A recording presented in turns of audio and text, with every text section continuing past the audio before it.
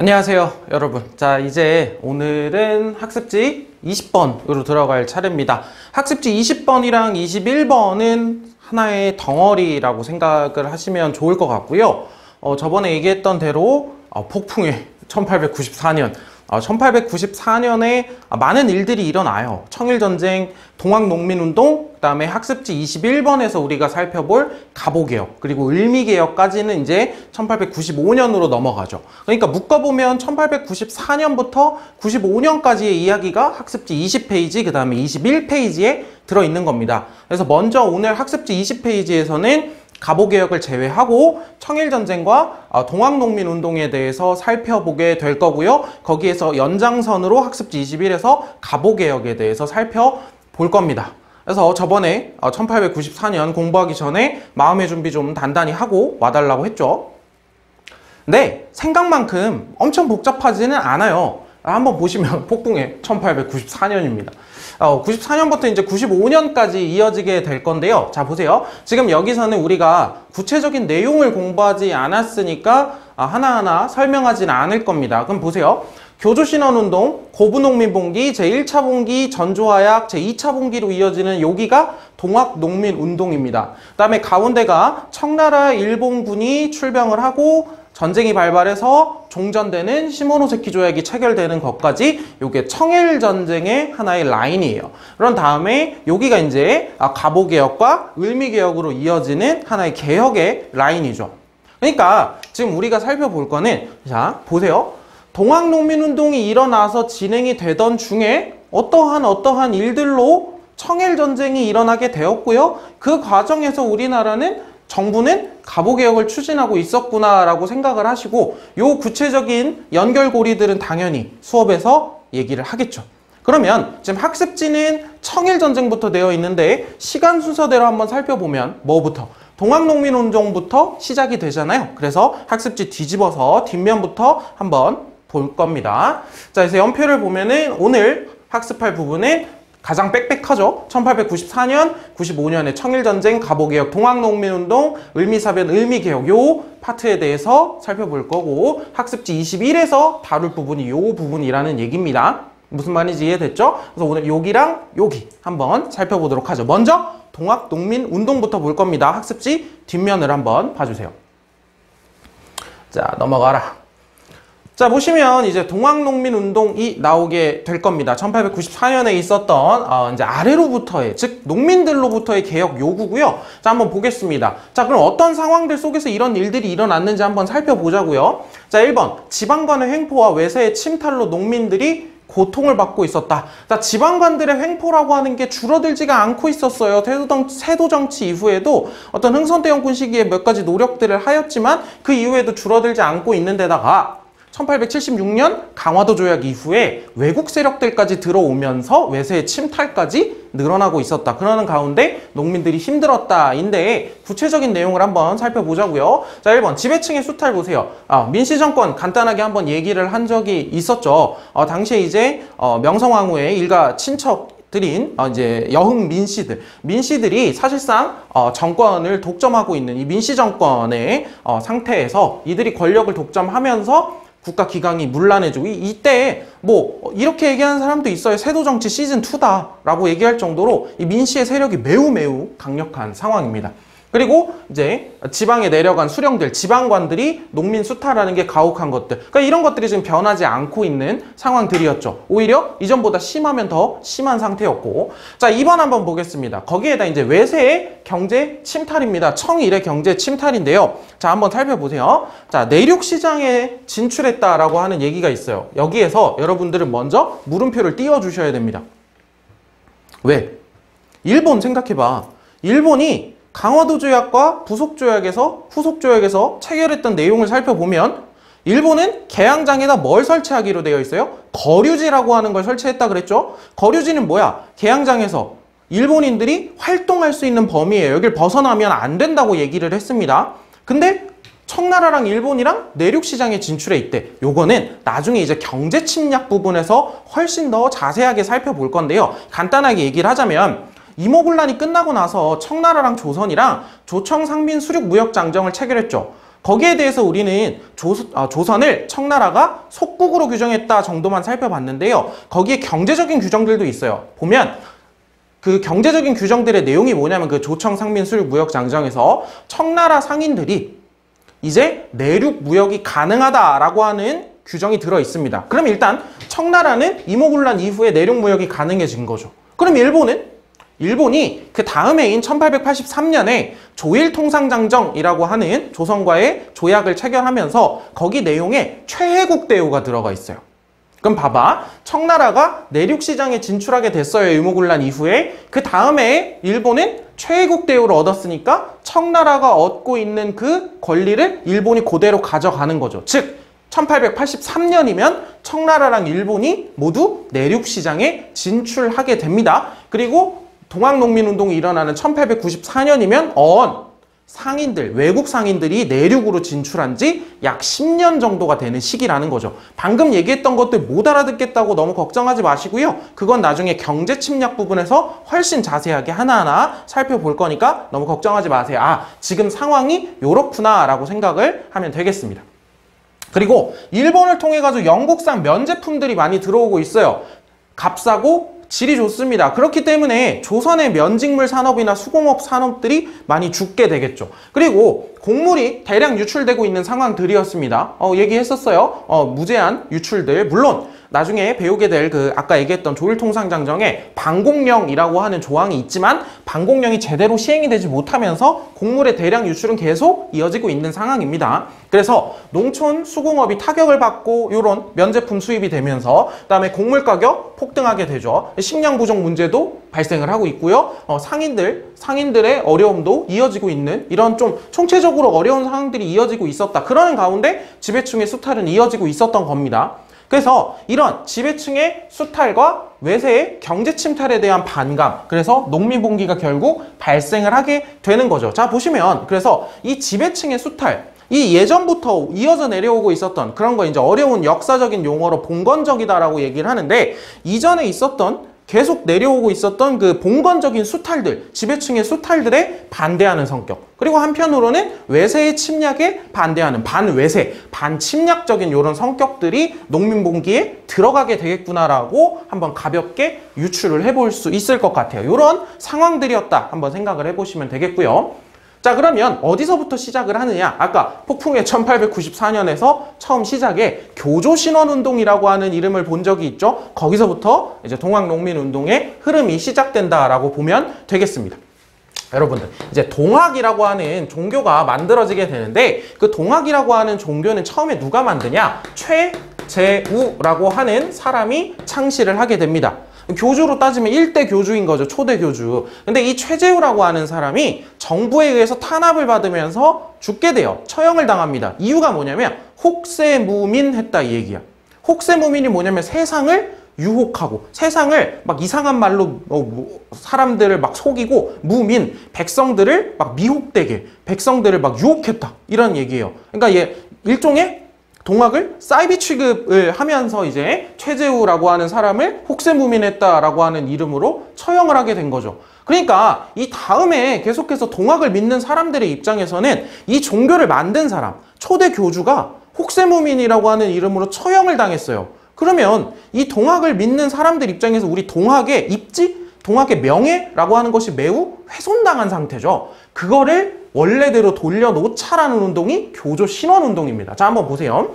자, 동학의 교세가 점점점 확대되고 있는 상황이었습니다. 자, 최재우라고 하는 사람의 제자였고요. 이 2대 교주 최시영이라고 하는 사람이 활약을 하게 되면서 교단을 정비를 하게 돼요. 이제 교단을 정비하면서 포접제라고 하는 교단 체계를 정비를 하게 됩니다. 그래서 이런 식이에요.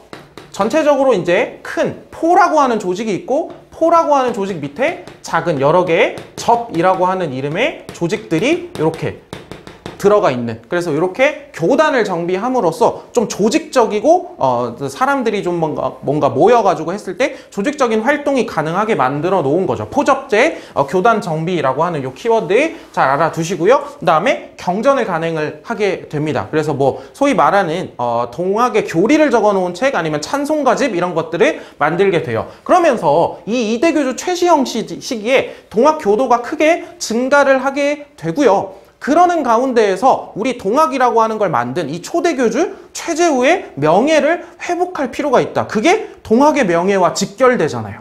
그렇기 때문에 이 교조신원 운동이라고 하는 게 나타나기 시작을 한다는 거죠. 그래서 교조신원의 뜻이 뭐냐? 교주, 초대, 이제 이 종교를 만든 사람을 신이라고 하는 게 풀어주다라는 뜻이고요. 원은 원통함, 뭔가 좀 억울함 이런 뜻이에요. 그래서 초대 교주의 억울함을 풀어준다 이런 뜻입니다. 그래서 정부의 탄압으로 처형당한 교조 최재우의 누명을 벗기다라고 하는 뜻이고요. 그거를 요구하는 운동들을 우리는 교조 신원 운동이다 라고 얘기를 하는 겁니다.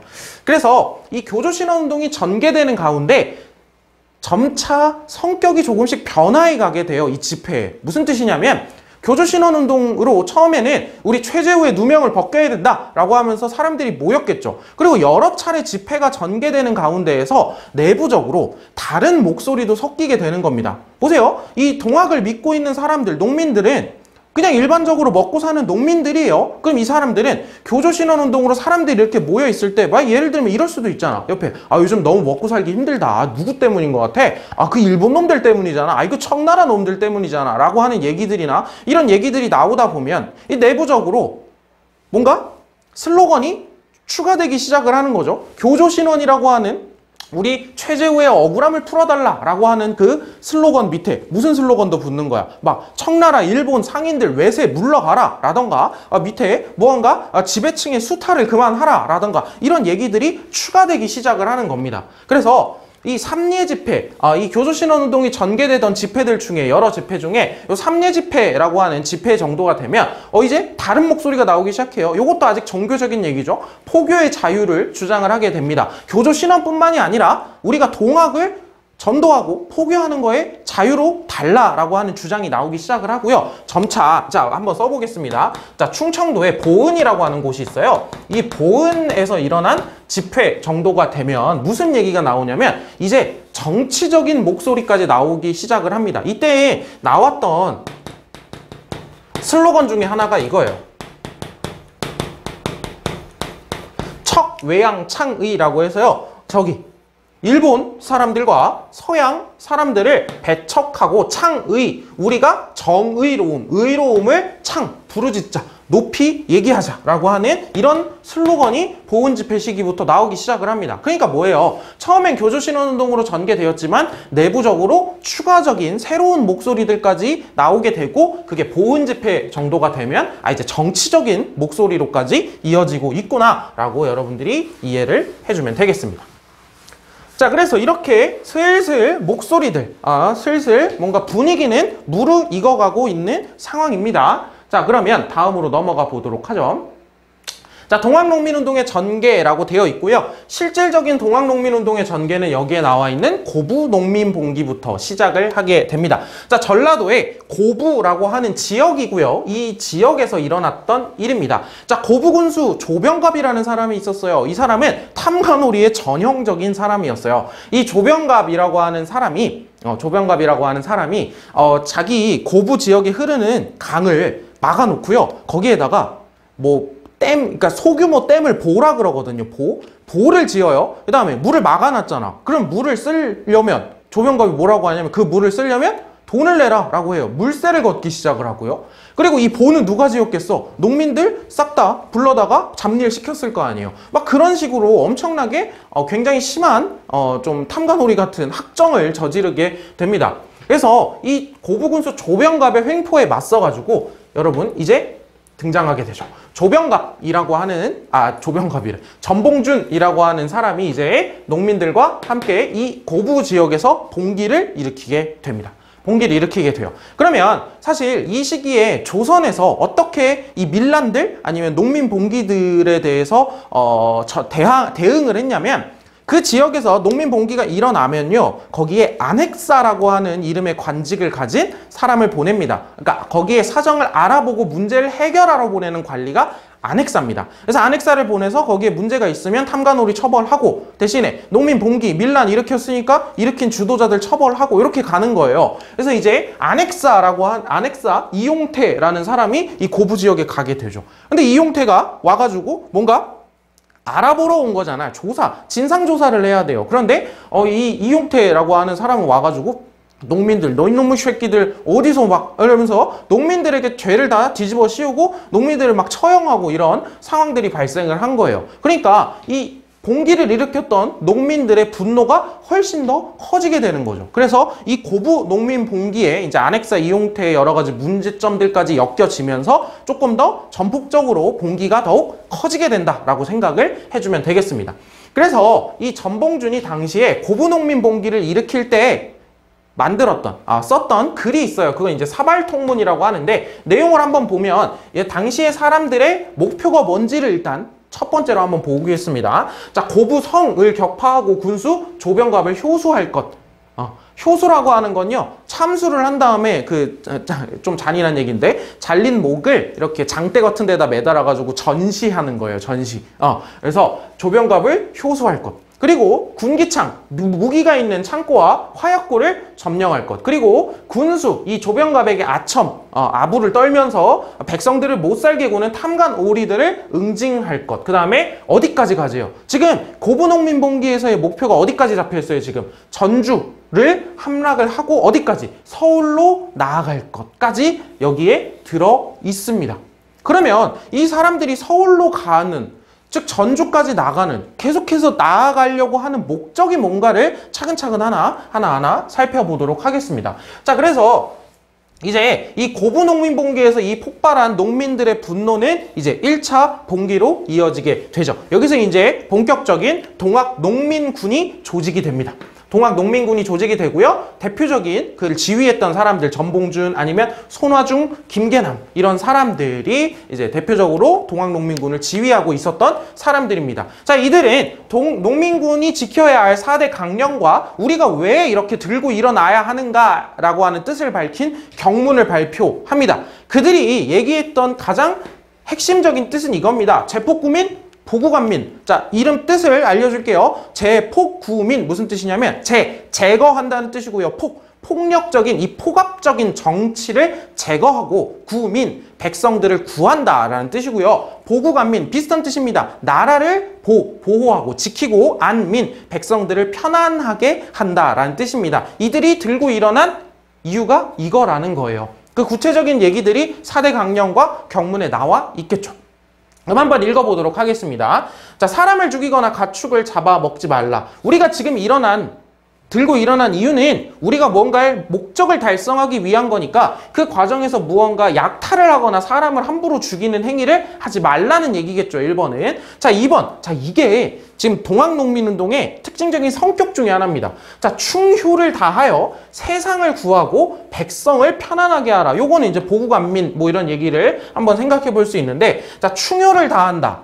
자, 그러면 지금 생각해 보세요. 충을 다한다. 효를 다한다. 이들 농민군들의 목표가 가가지고 임금을 죽이고 새 나라를 세우는 걸까요? 아닙니다. 이들의 목적은요. 자, 이들은 어떤 생각을 하고 있는 거냐면 이따가 끝에도 다시 한번 얘기할 거예요. 이들이 하고 있는 생각은 이겁니다. 지금 임금께서는 아주 좋은 정치를 펼치려고 하고 있는데 그 밑에서 일을 하고 있는 이 탐관오리 자식들이 제대로 일을 안 하고 있어서 임금이 제대로 하려고 하는 것들이 가려지고 있다. 그러니까 이 탐관오리들 다 쳐내고 임금께서 제대로 정치를 할 수 있게 만드는 게 우리의 일이다라고 하는 이런 뜻이에요. 충효를 다한다라고 하는 뜻이요. 자, 3번 보겠습니다. 여기 또 나와 있죠. 외세의 침략에 대해서도 좀 얘기를 하고 있는 상황입니다. 일본 오랑캐를 몰아내고 나라의 정치를 깨끗하게 한다. 그리고 똑같은 목적을 얘기를 하고 있습니다. 군대를 몰고 어디로? 서울까지 들어가서 권세가와 귀족들. 얘네들이 지금 임금께서 제대로 정치를 하려고 하고 있는데 얘네가 다 막고 있다는 거 아니야. 그러니까 얘네들 다 없애서 임금께서 제대로 정치를 할 수 있게 우리의 충을 다하자라고 하는 게 이들의 목적이에요. 이들의 목적입니다.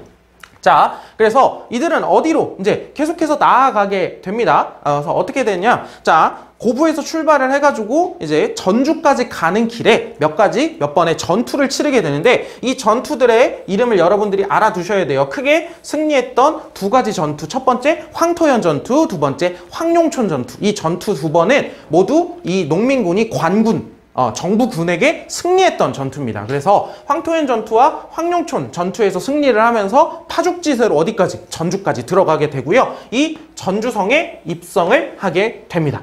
전주성에 입성을 하게 돼요. 자, 한번 생각을 해보세요. 자, 이 1차 봉기의 성격을 한번 생각을 해봅시다. 자, 1차 봉기에 뭐 이런 4대 강령을 보면 일본 오랑캐를 몰아내고 뭐 이런 얘기들도 나와 있지만, 근본적으로는 뭐부터 시작이었어요? 고부농민 봉기. 즉, 그 지역에 탐관오리들이 여러 가지 폭압적인 학정을 저지르는 것들에 대해서 반대하고 우리를 좀 수탈하지 마라 라고 하는 걸로부터 시작이 된 거잖아요. 그래서 여기에 1차 봉기의 가장 핵심적인 성격은, 자, 반외세나 반침략적인 성격이 없다? 그게 아니고요. 더 강력한, 더욱더 주가 되는 성격은 이거예요. 양반지배 체제. 즉, 우리가 이렇게 수탈을 당하고 있어야만 한 이 구조적인 문제를 한번 해결해보자 라고 하는 이 사회 변혁적인 성격. 그러니까 아까 처음에 얘기했던 성격으로 따져본다고 하면 이 봉건적인, 옛날로부터 이어져 내려오고 있었던 이 지배체제를 개혁하고자 하는, 한번 이 변혁해보고자 하는 이런 성격이 훨씬 더 강하다라고 생각을 해볼 수 있겠죠. 자, 그래서 지금 어디까지 왔습니까? 지금 농민군이 어디까지 왔어요? 전주까지 왔습니다. 전주성에 입성을 하고 전주를 함락을 하게 됩니다. 자, 전주를 함락을 하게 되고요. 전주를 함락당했다는 거는 정부 입장에서 꽤나 상징적이에요. 여러분, 전라도라고 얘기를 할 때 이름이 왜 전라도예요? 전주와 나주의 이름을 따가지고 전라도거든요. 그만큼 그 지역의 이름을 따서 도의 이름을 지을 만큼 전주는 전라도의 핵심 지역이고요. 이 전주성이 함락당했다는 건 정부에게 매우 큰 위기감을 불러일으켰습니다. 그래서 여기서 정부가 또 한 번 자신들의 힘으로 해결하거나 바로 농민들과 대화하려 하지 않고 또 한 번 아쉬운 선택을 하게 되죠. 물론 이 아쉽다라고 하는 거는 뭐 선생님 개인의 해석이긴 하지만 여러분들도 한번 잘 생각을 해보세요. 선생님 개인적으로 매우 안타까운 파트예요, 여기가. 그래서 정부는 바로 또 청에 연락을 합니다. 청나라에게 우리가 지금 밀란이 일어났는데 이 농민 봉기를 우리가 막기가 힘들다. 청에게 도와달라라고 요청을 하게 됩니다. 그런데 생각을 해보세요. 자, 시간을 돌려서 갑신정변이 끝나고 청나라랑 일본이 군대가 서로 부딪힐 뻔했고요. 이 부딪힐 뻔한 이 군사적인 충돌을 막기 위해서 청나라랑 일본은 조약을 체결했었습니다. 그 조약 이름이 뭐였냐면, 써봅시다. 너무 칸을 작게 해놨네요. 여러분들은 쓸 수 있을 거예요. 텐진조약이라고 하는 조약을 체결을 했습니다. 그래서 텐진조약, 당시 텐진조약의 내용의 핵심은 뭐예요? 청나라랑 일본군이 모두 다 철수하고 그런 다음에 철수한 다음에 나중에 청나라든 일본이든 조선에 군대를 파병할 일이 있으면 서로에게 알리라는 거예요. 그럼 자, 보세요. 청나라에 원병을 요청했어요. 청나라가 병사를 보냅니다. 그럼 이 텐진조약에 따르면 일본에게 알려줘야죠. 우리 조선에 병사 보낸다. 그러니까 그 얘기를 들은 일본이 똑같이, 왜냐면 청나라가 또 가가지고 혼자서 해결을 다 하면 조선 내에서의 뭔가 청나라의 영향력이 너무 커지고 일본 자신들의 영향력이 작아질 가능성이 있잖아요. 그러니까 청나라와 일본군 양국 군대가 모두 출동을 하게 되는 겁니다. 결국에는요. 청나라의 군대를 요청을 했지만 무슨 말인지 이해되죠? 그래서 이런 조약의 내용들 때문에 이렇게 상황들이 벌어지고 있다는 거 잘 이해를 하셔야 돼요. 자, 그래서 양국 군대를 출동을 하게 됩니다. 자, 그러자 조선 정부가 이제 좀 위기감을 다시 느낀 거예요. 뭐냐면 지금 청나라랑 일본이랑 우리 조선에 모두 파병을 하게 되면 자칫 잘못하면 우리 땅에서 전쟁 나는 거 아니야? 뭔가 너무 군사적인 위기감, 군사적인 긴장감이 너무 커지는데? 라고 하는 생각을 조선 정부가 이제서야 하게 된 거예요. 그래서 청나라랑 일본군이 오자 이제야 농민군과 대화를 시도하게 됩니다. 농민군도 정부와 대화를 시도하게 돼요. 왜냐면 농민군 입장에서도 딱 보니까 지금 청나라랑 일본 군대가 조선 우리 땅에 다 들어와 있는 거야. 그러니까 지금 보면은 우리가 정부와 계속해서 대립각을 세우고 있다면 뭔가 나라에 위기가 올 수도 있겠다라는 생각을 농민군도 한 거죠. 그게 맞아 떨어지면서 이제 조선 정부와 그 다음에 농민군이 대화를 하게 되고요. 그 대화의 결과 조약을 체결을 하게 됩니다. 그 조약의 이름이 뭐냐? 전주에서 이루어진 조약이고요. 조약은 조약인데 둘이서 화해한다라는 뜻이에요. 그래서 전주 화약이라고 부릅니다. 그래서 지금 어떻게 된 거냐면 전주성이 함락되고 위기감을 느낀 조선 정부가 청나라에게 원군을 요청을 하였고, 그러자 이제 일본까지 오게 된 거예요. 텐진 조약 때문에. 그러자 다시 한번 또 위기감, 군사적 긴장감을 느낀 정부와 농민군이 전주 화약을 체결을 하고 이제 패정개혁, 이전에 뭔가 썩어 빠진 정치들에 대해서 개혁을 하겠다라고 하는 거에 합의를 하게 됩니다. 어려울 건 없어요. 잘 이해를 해봅시다. 그 다음에 이 패정개혁을 하기 위해서 시행하고 있는 게 요 집강소식입니다. 자, 그래서 패정개혁을 위해서, 즉 썩어 빠진 이 정치를 해결하기 위해서 농민군은 이 전라도 지역, 자신들이 들고 일어난 이 전라도 지역에다 뭘 설치하냐면요, 집강소라고 하는 기구를 설치합니다. 집강소식이라 그래요. 그래서 집강소를 설치를 하게 되고요. 전라도 지역에 집강소에서 행정 그리고 전라도 지역의 치안을 담당을 하면서 직접 자신들이 요구하는 이 개혁들을 실천하게 됩니다. 그러니까 개혁기구라고 생각을 하면 돼요. 동학농민군이 전라도 지역에 설치한 자신들의 개혁을 실천할 수 있는 어떤 행정 치안까지 담당하는 기구다라고 생각을 하시면 됩니다. 한편 정부도 이 전주화약 이후에 우리가 개혁을 한번 해나가 봐야겠다라고 생각을 하고요. 정부 차원에서도 개혁기구를 하나 만들게 됩니다. 그 개혁기구의 이름이 교정청이에요.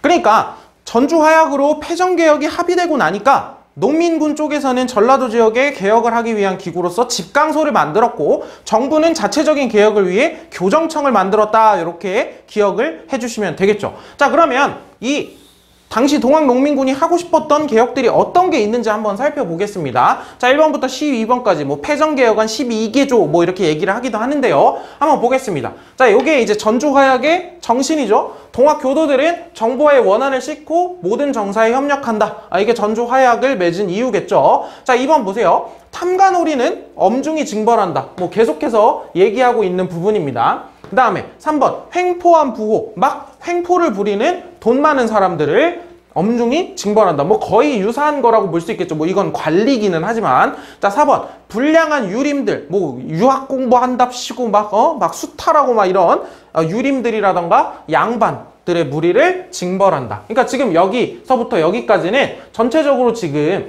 권세가 아니면 귀족, 지배층들 이런 사람들에 대한 징벌에 대해서 얘기를 하고 있습니다. 그 다음에 5번 노비 제도 폐지, 노비 문서를 소각한다. 자, 그 다음에 6번 천민들에 대해서 차별을 개선하고, 그 다음에 백정들 있잖아요. 여러분들 그 도축업자들, 천민이었잖아요. 대표적인 백정들이 자신들의 신분을 나타내는 표시를 조그만 이 갓을 썼거든요. 평양갓이라고. 그 평양갓을 없앤다. 즉 백정들에 대해서도 뭔가 신분을 표시할 수 있는 표지나 이런 거 굳이 드러내지 말라, 이런 얘기입니다.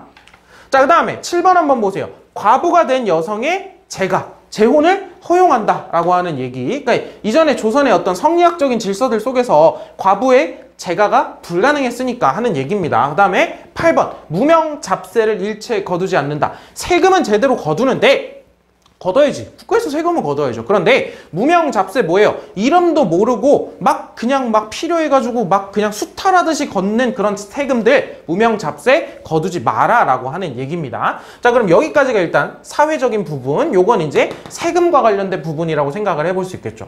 그 다음에 9번 관리를 채용할 때 있어서는 어떤 가문, 문벌 이런 거를 타파하고 인재를 등용하라, 원칙적인 얘기를 하고 있고요. 10번 외와 통하는 자는 엄중히 징벌한다. 특히나 이 일본에 대해서 어떠한 생각을 가지고 있었는지 농민군들의 생각을 잘 볼 수 있습니다. 농민들의. 그 다음에 11번 한번 보세요. 공채이든, 즉 국가에 생긴 빚이든 사채이든 다른 사람, 개인 간에 생긴 빚이든 기왕의 것은 모두 무효로 한다. 그러니까 빚이 생긴 구조가 여러 이제 고리대를 한다거나 이런 과도하게 높은 이자 이런 것들 때문에 생긴 문제들이 발생할 수 있으니까 그런 것들이 물론 그 당시에 존재하고 있었으니까 공채이든 사채이든 기왕에 생긴 어떤 채무, 빚이라고 하는 건 모두 무효로 한다. 뭐 이런 얘기가 나와 있고요. 자, 12번은 좀 논란이 있는, 그러니까 이게 실제 그런 건가 아닌가 논란이 있는 부분이긴 하지만 일단 보면 토지 균분, 물론 이게 실제로 그랬냐를 떠나서 이 토지를 균등히 나누어 경작하게 한다라고 하는 게, 즉 자신이 자신의 토지를 갖는다는 건 당시 농민들의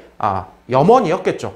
그렇기 때문에 요거까지 한번 잘 생각을 해 보시면 될 것 같습니다. 그래서 동학농민군의 패전개혁안을 한번 살펴보면 이따가 한계 얘기할 때도 간단하게 다시 정리를 할 건데요. 자, 다시 한번 살펴보면 뭐예요? 전체적으로 지금 농민들이 겪고 있는 수탈, 탐관 오리들의 문제점, 뭔가 정치가 잘못되고 있는 것들에 대해서 특히 자신들이 받고 있는 수탈에 대해서 해결하고자 하는 게 매우 크죠. 그런 다음에 여기에 무언가 앞으로 정치 제도라던가 우리 국가가 어떻게 나아가야 하는지에 대한 어떤 비전이라고 할 거예요. 앞으로의 미래에 대한 이야기들은 잘 존재하지 않죠. 그렇기 때문에 다시 한번 얘기하지만 이 동학농민운동이라고 하는 것이 어떤 근대화 운동이다 라고 보기는 조금 어렵기는 합니다. 동학농민운동이라고 하는 건요. 그래서 이따가 한계를 얘기할 때 다시 한번 간단하게 얘기를 하겠습니다. 자, 그러면 여기를 잠깐 지우고요. 자, 다시 이야기 흐름으로 돌아와 보도록 하죠. 자, 전조화약을 체결한 농민군은 개혁기구로 집강소를 만들어서 이러한 개혁들을 추진해 나가고 있었고, 자, 정부는 교정청을 추진해서 자체적인 개혁을 하려고 노력을 하고 있었습니다. 그래서 정부는 이제 농민군과 해결됐잖아. 화약 체결해가지고.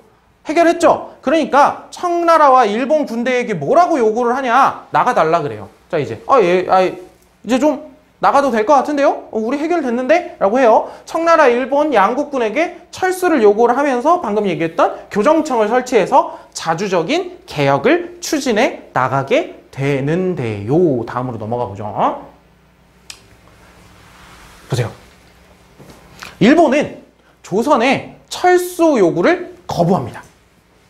거부해요. 일본은 애초에 이번에 뭔가 해결을 종지부를 찍으러 온 거거든요. 일본은 애초에 의도가 있었어요. 청나라랑 전쟁을 하려고 하는 의도도 있었고 이번 기회에 무언가 해결을 짓고 종지부를 찍겠다라고 마음을 먹고 온 거거든요. 일본은. 그래서 자, 전조화약이 체결되고 조선이 이제 문제 없으니 나가달라라고 했을 때 청나라와 일본의 반응이 달랐고요. 일본은 조선의 철수 요구를 거부하고 두 가지 일을 일으키게 됩니다. 자, 첫 번째, 일본군이 철수 요구를 거부하고 경복궁을 무단 점령하게 됩니다. 경복궁을 무단 점령하고 이제 학습지 21에서 볼 거예요.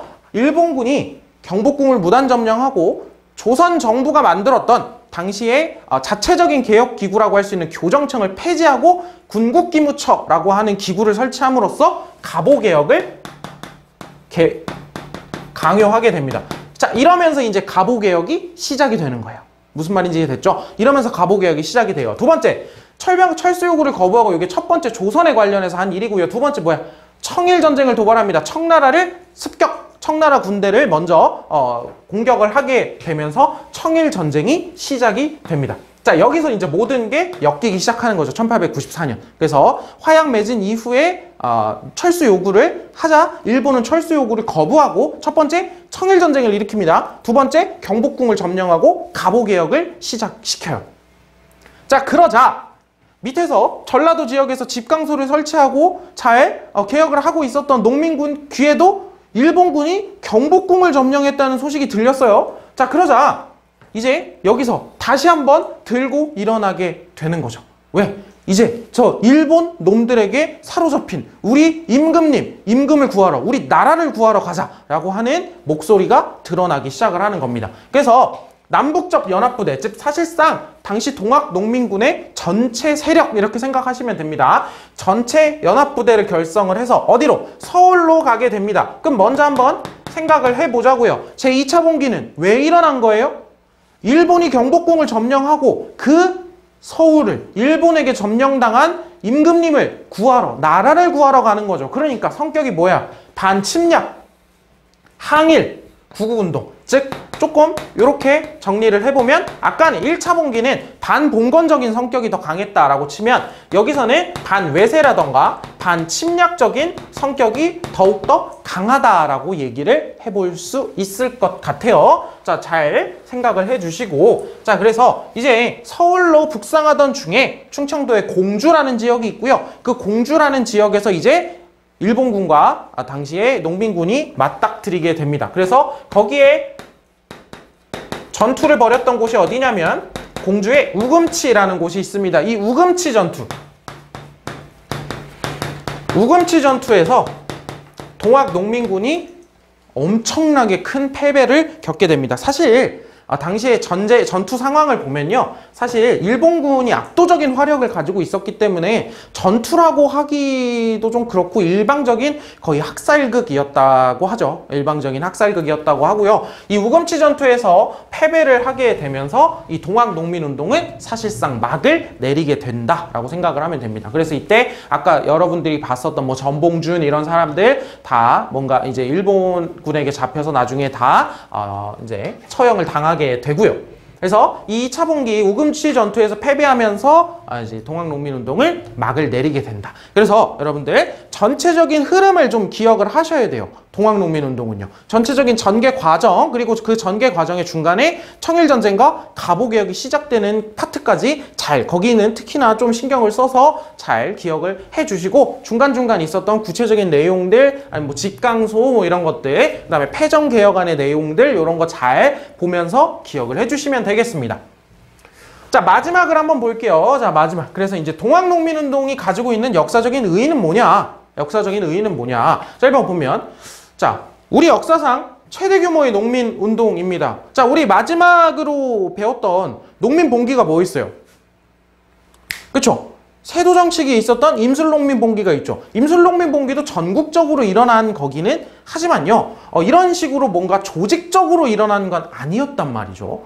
각 지역별로 뭔가 영향을 받아가지고 일어났는데 좀 이렇게 조직화돼서, 특히 동학이라고 하는 하나의 종교로 뭉친 거기도 하잖아. 그래서 이렇게 조직적으로 일어난 건 아니었단 말이에요. 그래서 최대 규모의 농민운동이고요. 1번 보세요. 정치 사회개혁을 통해서 반봉건적인 양반 중심의 사회 질서를 타파하자라고 하는 주장들이 나오게 되고, 그래서 결국에 이게 갑오개혁 부분에서 학습지 21에서 볼 겁니다. 갑오개혁에 반영이 됩니다. 대표적으로 신분제 폐지 같은 이야기죠.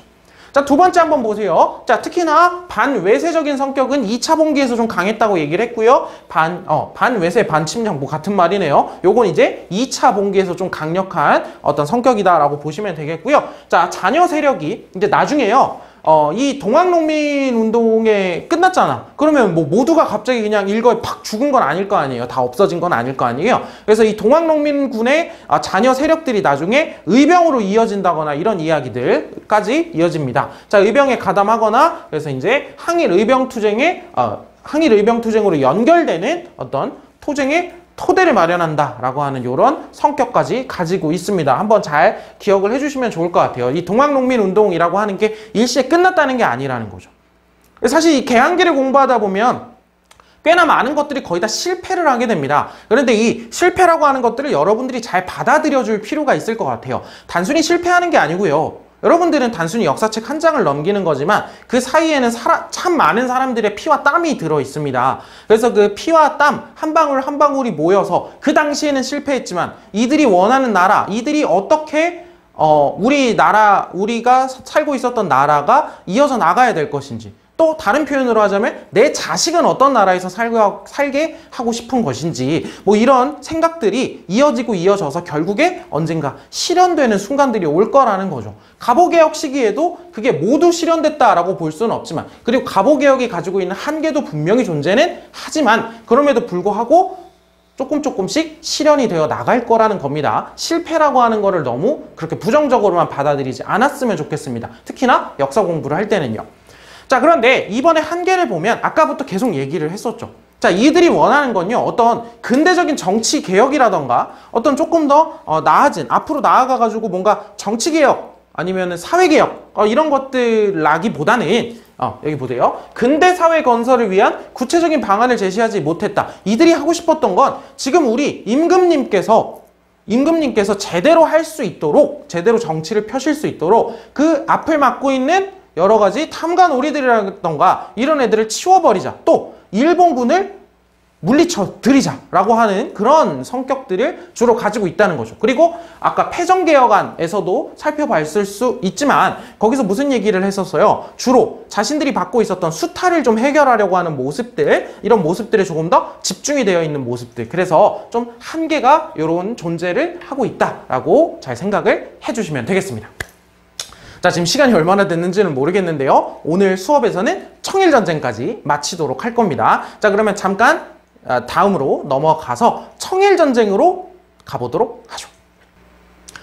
자, 그럼 이제 청일전쟁으로 한번 조금 앞으로 돌아오겠죠? 동학농민운동이 끝나기 전에 청일전쟁이 발발이 됐으니까요. 그래서 청일전쟁이 어떻게 일어났고 왜 일어났고 어떠한 상황들 속에서 일어났는지 조금 더 전쟁이라고 하는 거에 초점을 맞춰서 청일전쟁을 한번 살펴보도록 하겠습니다. 자, 전쟁의 배경을 한번 보면요. 자, 보세요. 조선을 둘러싼 청일 양국의 군사적, 경제적 이해관계가 충돌하고 있었다. 자, 그러면 청일전쟁 이전에 조선에서의, 당시 한반도에서의 영향력은 누가 더 강했나를 한번 생각을 해보세요. 청일까 일본일까? 일본의 영향력이 조금씩 커지고 있었던 건 맞으나 그럼에도 불구하고 확실히 청나라의 영향력이 계속해서 강한 상태로 유지가 되고 있었습니다. 이모군란 이후에 조청상민 수륙무역 장정이 체결이 되면서 청나라는 조선을 사실상 속국으로 취급을 하기 시작을 했고요. 가뜩이나 얼마 안 있다가 갑신정변까지 청나라가 진압을 하면서 청나라의 영향력은 더욱더 커져가고 있는 상황들이었어요. 자, 그러는 가운데에서 일본은 조선에 대해서 자신들의 마음대로 할 수 있는 어떤 여건이 잘 갖춰지지 못한 거죠. 청나라가 내부적으로 청나라가 간섭, 내정 간섭이나 이런 것들이 강한 상태였기 때문에요. 그러니까 청나라나 일본이나 이 조선을 자신의 것으로 하고 싶은데 그 과정에서 군사적인, 경제적인 충돌이 일어나게 되고요. 그게 결국에 뭘로 나타나게 된 거예요? 전쟁으로 나타나게 된 거죠. 무슨 말인지 이해되죠? 상황 배경은 그렇게 한번 생각을 해보자는 겁니다. 자, 그래서 자, 다시 앞으로 와서 잠깐 생각을 해보면 전쟁이 시작이 어떻게 됐죠? 뭘 빌미로 청일 양국 군대가 출병했죠? 우리 아까 얘기했던 거 불과 한 20분 전에 얘기했는데 생각해보세요. 동학농민운동에서 조선 정부가 전주성이 함락되자 위기감을 느끼고 청나라 군대에게 원군 요청을 했고요. 이에 따라 텐진 조약에 따라서 일본까지 오게 되죠. 무슨 말인지 이해되죠? 그러면서 이제 전쟁이 발발하게 된다고 했습니다. 그래서 좀 더 얘기를 하자면 동학농민운동으로 청나라 군대로 오자 일본까지 옵니다.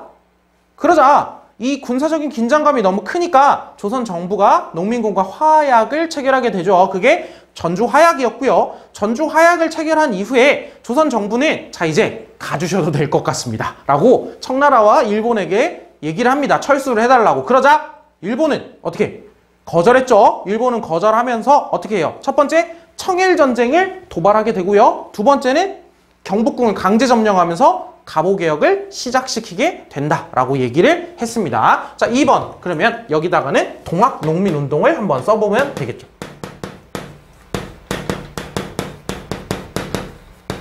자, 그래서 동학농민운동을 빌미로 해서 청일 양국 군대가 출병하게 됩니다. 그 근거는 뭐라 그랬어요? 텐진조약이라고 얘기를 했죠. 다시 한번 써봅시다. 텐진조약. 자, 이 부분이 엮이는 부분들이기 때문에 계속 얘기를 하는 겁니다. 자, 그래서 그 이후엔 어떻게 돼요? 청일 양국 군대가 출병이 됐고 철수 요구를 하자.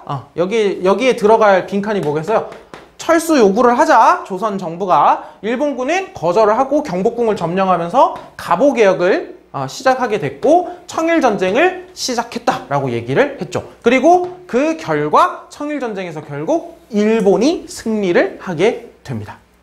일본이 승리를 하게 될 거예요. 자, 그러면 다음 쪽으로 한번 넘어가 보도록 하죠. 자, 여러분들 교과서에 있는 지도고요. 선생님은 여기 화면에다가 한번 띄워놔 봤습니다. 자, 그래서 보세요. 여러분들 이 전투 이름을 하나하나 기억하자는 게 아니에요. 이 화살표를 기억하자는 것도 아닙니다. 그런 게 아니고요. 지금 보세요. 청일전쟁의 전쟁터가 주로 어디입니까? 조선이죠. 그러니까 이런 상황들이 발생을 하는 거예요, 자꾸. 뭔가 마음이 아파요, 계속. 청일전쟁을 하는데, 이름은 청일전쟁인데, 조선 땅이 주요, 전투가 이루어지고 있는 곳이란 말이죠. 그래서 이러한 전투들에서 대부분 이제, 일본이 승리를 하게 되면서 사실상 이제 일본이 승기를 잡게 되었고요. 결국 일본이 승리하면서 청일전쟁의 마지막 종지부를 찍는 조약, 시모노세키 조약이 체결이 됩니다. 여러분들 과정을 떠나서 일단 시모노세키 조약이라고 하는 걸 기억을 해주셔야 됩니다. 지도도 한번 잘 봐주시고요. 자, 그럼 보겠습니다. 전쟁의 결과, 일본이 승리했다 그랬죠? 그러면서 조약 이름 한번 써보도록 하죠. 시모노세키 조약을 체결을 하게 됩니다. 자, 이게 어떻게 생각해보면 동아시아라던가 세계사적인 내용인데 왜 한국사에서 배우냐면 이게 가지고 있는 한반도에 미친 영향이 너무나 크기 때문입니다. 시모노세키 조약을 체결을 하게 되고요. 내용을 좀 구체적으로 살펴보자면 일단 청이 일본에다가 막대한 배상금을 지불을 하게 됩니다. 정말 엄청난 배상금을 지불하게 되고요. 청나라는 정말 정부가 재정이 힘들어질 정도였고 일본은 그 받은 배상금을 가지고 또 엄청난 경제 발전, 군사력 발전을 이룩하게 됩니다. 그러면서 또 땅을 하나 주게 되는데요. 땅을. 사실 이 시모노세키 조약에서 일본이 받는 땅이 두 군데가 있어요. 하나는 여기 있는 랴오뚱반도, 요동반도고요. 하나는 타이완, 대만입니다. 그래서 이때 받은 대만이 이제 일본의 식민지가 되는 거죠. 일본은 크게 식민지가 두 개 있었어요. 조선과 나중에 조선과 이 시기부터 이제 받은 타이완, 대만. 근데 뭐 그거는 우리가 지금 시모노세키 조약이라고 하는 걸 세계사 쪽으로 공부하는 게 아니니까 일단 랴오둥반도라고 하는 데를 할양을 받게 됩니다. 요동반도죠. 자, 그래서 산업화라고 하는 거, 그리고 점차 식민지를 가진 제국주의 국가로 이제 일본이 성장을 하게 되는 겁니다. 자, 이 시모노세키 조약이 체결되면서 청나라는 사실상 이 하프죠, 하프. 거의 반쯤은 식민지다라는 뜻이에요. 반쯤은 식민지 상태로 전락을 하게 되고요. 제일 중요한 것 중에 하나가 이제 더 이상 조선에서 어떤 이름은 등장하지 않을까요? 청은 등장하지 않습니다. 왜? 일본이 승리하면서 청은 조선에서의 영향력을 사실상 상실하게 됐어요. 조선에서의 영향력을 상실하고 이제 청은 제낀 거죠. 쉽게 얘기하면 일본이. 그래서 조선에서 영향력을 상실하게 됩니다. 그러면서 이제 중국 중심의, 즉 청나라 중심의 동아시아의 국제적인 질서, 뭐 조공책봉 관계라다가 이런 거 무너지게 되는 거죠. 청이 깨졌잖아, 완전히. 그렇게 되는 겁니다. 자, 그러면 이 랴오둥반도라는 데가 어딘지 한번 지도를 통해서 살펴보겠습니다. 매번 수업 시간에 자주 나오는 곳인데, 자, 보세요. 자, 지도에 보면 이렇게 한반도가 있고요. 한반도가 있고, 자, 이렇게 뾰족 튀어나온 땅 있죠? 이렇게. 여기가 어디다? 랴오뚱반도, 요동반도입니다. 여기가 리순, 다롄 이런 곳이 있는 곳. 자, 근데 한번 봅시다. 자, 여긴 청이죠. 여기는 조선이죠. 여기는 러시아죠. 러시아입니다. 근데 러시아는 시베리아를 거쳐서 쫙 유럽까지 가면은 모스크바가 있고 막 이러죠. 러시아는 굉장히 추운 나라입니다. 그래서 러시아가 어떤 외국과의 무역을 할 때 제일 가지고 싶었던 게 뭐냐면 이렇게 표현을 해요. 자, 항구는 항구인데 부동항이에요. 뭐야? 얼지 않는 항구.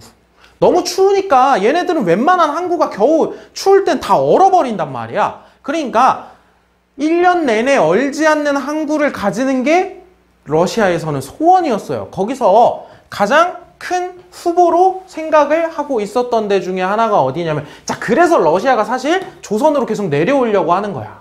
부동항을 얻으려. 그래서 러시아가 이 만주 지역에 뭔가 세력을 확대하는 가운데에서 여기 리순과 다롄 요 지역 있잖아요. 요 지역을 뭔가 눈여겨보고 있었거든, 러시아가. 이 부동항 후보로요. 이거 괜찮은데? 저게 괜찮은데? 라고 생각을 하고 있었는데 지금 청일전쟁에서 시모노세키 조약이 체결되면서 이 리순과 다롄이 포함되어 있는 이 랴오둥반도를 누가 가져갔어요? 일본이 가져갔죠. 일본이 가져갔죠. 그러니까 러시아가 가 된 거예요. 러시아가. 지금 여기까지 이해를 해보세요. 자, 지도 보니까 무슨 느낌인지 이해되죠? 자, 러시아가 가 된 거예요. 자, 그러자 러시아가 친구들을 데리고 옵니다. 프랑스랑 독일한테 와봐. 와봐. 좀 도와줘봐. 일로 와봐. 해가지고 자, 삼국 간섭이라고 하는 걸 삼국간섭이라고 합니다. 러시아, 프랑스, 독일이 일본과 청나라의 일에 간섭했다라고 해서 삼국간섭이라고 하는데요. 핵심은 뭐냐면 러시아가 이렇게 얘기하는 거예요. 뒤에 프랑스, 독일 친구 싹 데려와가지고 일본한테 야, 전쟁 승리한 거 축하해. 근데 랴오동반도는 좀 과하지 않아? 타이완 먹었잖아. 좀 너무 과하지? 과하지? 라고 이제 뭔가 이렇게 막 몽둥이도 들고 막 이렇게 가가지고. 근데 사실 일본 입장에서 일본 입장에서는 짜증날 거 아니야. 그냥 한 판 떠? 라고 할 수는 있는데 그래도 전쟁한 지도 얼마 안 됐고 아직 러시아라고 하는 나라와 싸워서 이길 자신이 없었던 거죠. 일본 입장에서는요.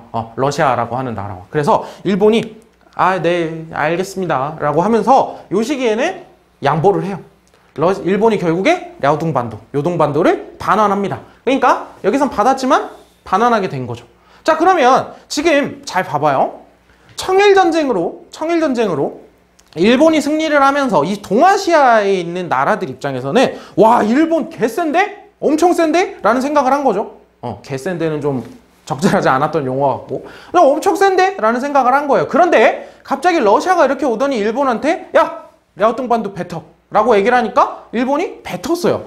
그러면 당시 사람들 입장에서 어떤 생각이 들겠어? 와, 러시아 대박인데? 라는 생각을 하겠죠. 무슨 느낌인지 이해되죠? 자, 그러면서 이 삼국간섭이 성공하고 일본이 랴오둥반도를 뱉으면서요, 조선 내에서 일본의 영향력이 강해질 뻔했는데 약화됩니다. 누구의 영향력이 강해지겠어요? 당연히 러시아의 영향력이 강해지게 되는 거예요. 그래서 이 당시 이제 명성황후를 필두로 한 민씨 세력들이 어디에 줄을 얻다 대기 시작하는 거예요. 러시아에다가 줄을 갖다 대기 시작하는 거죠. 왜? 그 강력해 보이던 일본을 깨갱시킨 게 러시아란 말이야. 그러니까 러시아에다가 줄을 갖다 대기 시작하는 거죠. 그러니까 일본은 무슨 상황이야 지금? 청일전쟁으로 간신히 청나라 제꼈는데 갑자기 러시아가 엄청난 영향력을 조선에서 보이려고 하는 거예요. 그러니까 일본이 다급해진 거지. 일본이 다급해진 거고 결국엔 해서는 안 될 짓을 저지르게 되는 거죠. 선을 넘은 거죠. 그래서 일본이 당시에 이 칠러 정책, 러시아에다가 줄을 갖다 대고 있는 거에 제일 우두머리, 제일 핵심은 누구다? 명성황후다라고 생각을 해서 이 명성황후를 시해하는, 죽이는 사건이 발생을 하게 됩니다. 우리는 그거를 을미사변이라고 얘기를 하죠. 을미사변이라고 얘기를 하죠. 자, 그러자 이 을미사변으로 뭔가 이제 신변의 위협을 느낀 고종은 어디 러시아 공사관으로 몸을 피신을 하게 되고요. 우리는 그 사건을 아관파천이라고 얘기를 합니다. 아관파천. 그래서 내부적으로는 일본이 뭔가 영향력을 가지려고 하고 있고 또 왕은 러시아로 갔잖아요. 그래서 러시아와 일본이 조선을 가지고 있는 만주와 한반도를 가지고 무언가 갈등을 크게 가지게 되고 결국에 약 10년이 지나서는 러시아와 일본이 전쟁을 하게 될 겁니다. 그래서 이 전쟁의 결과 여러분들 여기서 일단 생각을 하셔야 될 거는 이 을미사변 정도까지를 먼저 이해를 해주시면 될 것 같아요. 자, 여기까지는 흐름상으로 한번 이해만 해주시고 이런 상황들 속에서 시모노세키 조약에서 조약을 체결을 했지만 삼국간섭으로 뭔가 일본의 영향력이 약해지자 선을 넘어버리는 이런 사건들이 있었구나까지 한번 생각을 해주시면 되겠습니다. 자, 그러면 마지막으로 이제 여기까지 봤잖아요. 청일전쟁까지. 자, 그러면 한번 상황을 정리를 해 보도록 하죠. 자, 여기가 교조신원운동부터 고부농민 제1차 봉기 전주화약 체결 제2차 봉기로 이어지는 동학농민운동이라고 얘기를 했습니다. 자, 그래서 고부농민 봉기 1차 봉기 이후에 전주성에 입성을 하게 되고요. 그러자 조선 정부가 위기감을 느끼고 어떻게 청나라군에게 원군을 요청했고 텐진조약에 의해서 일본군까지 오게 됩니다. 전주화약을 체결했어요. 전주화약을 체결을 하고 조선 정부가 철수해달라라고 얘기를 하자 일본이 거절하고 한편으로 갑오개혁, 경복궁을 점령하면서 갑오개혁을 추진을 하게 되고 또 한편으로는 청일전쟁이 시작됐다라고 얘기를 했죠. 이 청일전쟁이 발발되고 특히 경복궁이 점령되자 이 위기감을 느낀 농민군이 다시 한번 이 일본 세력들을 몰아내자라고 얘기를 하면서 2차 봉기를 일으키게 된 거고 이 우금치 전투에서 패배하면서 사실상 끝나게 됩니다. 동학농민운동을. 자, 그럼 여기로 이어져 내려가 보죠. 자, 청일전쟁이 발발하고 결국 일본이 승리를 하고 시모노세키 조약을 체결하게 됩니다. 가장 화두가 됐던 지역은 랴오뚱 반도였고요. 이 랴오뚱 반도를 가지고 러시아가 삼국 간섭을 하게 되면서 러시아의 영향력이 너무 강해지자 일본은 어떻게 했다? 선을 넘어버리게 됩니다. 을미사변이 일어나게 되고요. 이 을미사변 이후에 일본이 추진했던 개혁이 을미개혁이라고 얘기를 하게 됩니다. 그러면 이러한 스토리 가운데에서 갑오개혁이 추진되고 이러한 스토리 가운데에서 을미개혁이 추진되는 내용들을 이 개혁의 내용들에 보다 초점을 맞춰서 어디서 보게 되는 걸까요? 학습지 21번에서 보게 되는 겁니다. 무슨 말인지 이해되죠? 그래서 이제는 다음에는 갑오개혁, 을미개혁이 이런 배경들 속에서 추진되었다라고 하는 거 오늘 다 얘기했잖아. 그러니까 간단하게 얘기만 하고 추가적인 구체적인 내용들에 대해서 초점을 맞춰서 바라보는 시간을 가져보도록 하겠습니다. 자, 오늘 정리 진짜 잘 하셔야 돼요. 그래야 학습지 21이 아주 수월하게 넘어갈 수 있습니다. 자, 오늘 정리 잘 하시고요. 모두 수고 많았습니다. 다음 시간 갑오개혁에서 보도록 하겠습니다.